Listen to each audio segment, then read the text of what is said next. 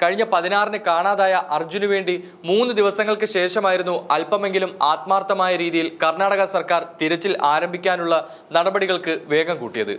കർണാടകയിലെ അധികൃതർക്കെതിരെ അവിടുത്തെ ആളുകൾ തന്നെ വിമർശനം രേഖപ്പെടുത്തിയതോടെ ഈ ആരോപണം ശക്തമാവുകയും ചെയ്തു. കർണാടകയുടെ തിരച്ചിൽ കാര്യക്ഷമമല്ല എന്ന വാർത്ത വന്നതോടെയാണ് മുക്കം കൂട്ടായ്മ ഉൾപ്പെടെയുള്ള സന്നദ്ധ പ്രവർത്തകർ ശിരൂരിലേക്ക് തിരിച്ചത്. അതേസമയം തിരച്ചിൽ മന്ദഗതിയിലായിരുന്നുവെങ്കിലും പുഴയുടെ തീരത്തോട് ചേർന്ന് തന്നെയായിരുന്നു കർണാടക തിരച്ചിൽ നടത്തിയിരുന്നത്. ചൊവ്വാഴ്ച തന്നെ 4 മൃതദേഹങ്ങൾ കർണാടക കണ്ടെടുത്തിരുന്നു.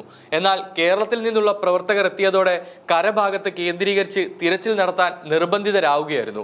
വാഹന ഉടമയും കേരളത്തിൽ നിന്ന് ചെന്നവരും ചേർന്ന് കർണാടക സർക്കാരിനെ സമ്മർദ്ദത്തിലാക്കി കരഭാഗത്ത് തിരച്ചിൽ നടത്തി ദിവസങ്ങളോളം കളഞ്ഞുവെന്നാണ് കർണാടകയിൽ സമൂഹ മാധ്യമങ്ങളിൽ ആരോപണമുയരുന്നത്. ഈ ആരോപണത്തെ പിന്തുണയ്ക്കുന്ന ഒരു കൂട്ടം മലയാളികളും രംഗത്തെത്തിയതോടെയാണ് ഇപ്പോൾ സോഷ്യൽ മീഡിയയിൽ വലിയ രീതിയിലുള്ള വാഗ്വാദങ്ങൾക്ക് വഴിതെളിച്ചത്.